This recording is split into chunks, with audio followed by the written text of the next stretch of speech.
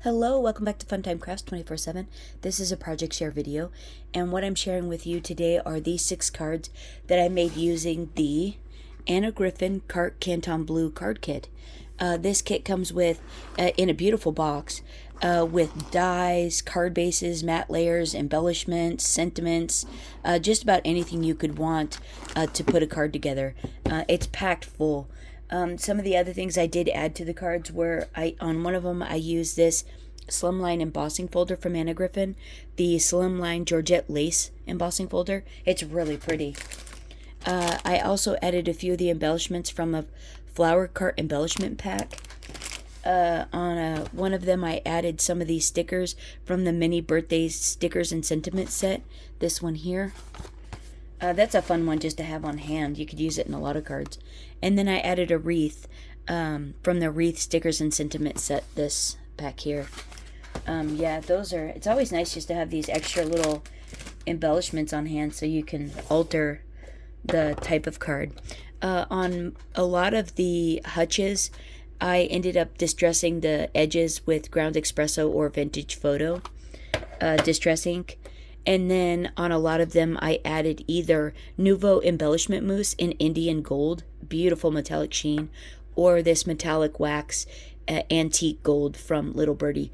And this is just a really nice darker gold color. Has a metallic-y finish as well. Really pretty. Okay, so let me show you the cards I ended up making. This one here, let's see, maybe I have to pan out a little. There we go. This one uses one of the card base set of the kit. I cut the hutch, the top, and the bottom portion out in some twig cardstock from my stash. Enhanced it with some vintage photo distress ink, and then some Indian gold Nouveau embellishment mousse on top of that. Popped the top of it up on a single layer of foam tape, and then double layer on the bottom portion to give it a more hutch-like feel and add the dimension you needed from the card, and thought that actually worked out really nice. So then I just embellished it with some of the birthday sentiment stickers, some of the swags out of the flower kit, and then the wreath and a sentiment, and thought that came out really cute. Made a really pretty card. And then embellished it with a couple of the stickers out of the kit. And that's the first one. This is the second one. This is my favorite. I love how this one came out.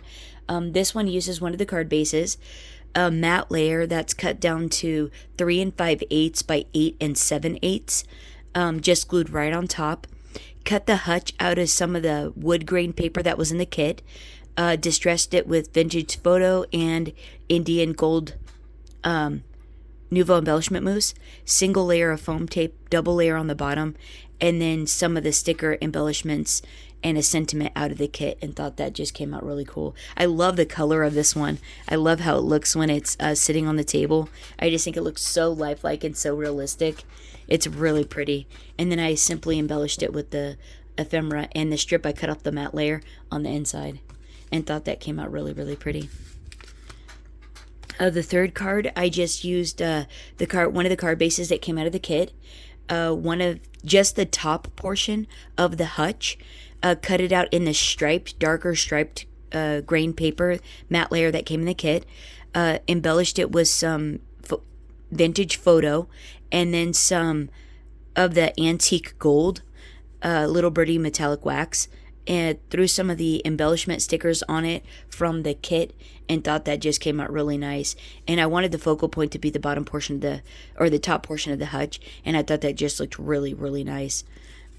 So then I simply embellished it on the inside with the sentiment and a few of the ephemera pieces, and thought this just came out really pretty as well. So then this one I used the bottom portion. The same striped paper as this, but this one is distressed with ground espresso distress ink, and then the antique gold as well. That's on the actual layering die. This is the only one I used a layering die on the bottom portion here. And then the top detailed die is cut out of Griffin matte gold. Popped that on one of the card bases, and then embellished it with some of the stickers that were in the pack and a sentiment, and thought this came out really pretty as well. Looks like a little hall entry table or something, like this one does too. And then simply embellished it on the inside with some of the stickers, and thought that came out really fun, really pretty. Yeah. And then this is actually the first one I made when I was trying to wrap my mind around the size of the embellishments compared to the scale of the hutch compared to the size of card that we were using. And so I ended up cutting my own card base out of vanilla cardstock out of my stash. This paper was cut to 8 by 9 1/4, and on the 8 side I scored at 4, folded and burnished or creased the edge, and made my card base. I then took a card base. This was a card base out of the kit. Cut the front of it off and glued it straight to the card. Cut a matte layer that was 3 5/8 by 8 7/8 and glued that on top as well. And then this hutch, the top and bottom portion, is cut out of the light wood grain that was in the kit, embellished with some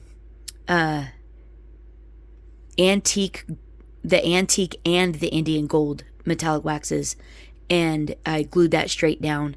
And then took some of the swags out of the flower card kit, and then some of the embellishments and a sentiment out of the kit, and thought that was really pretty.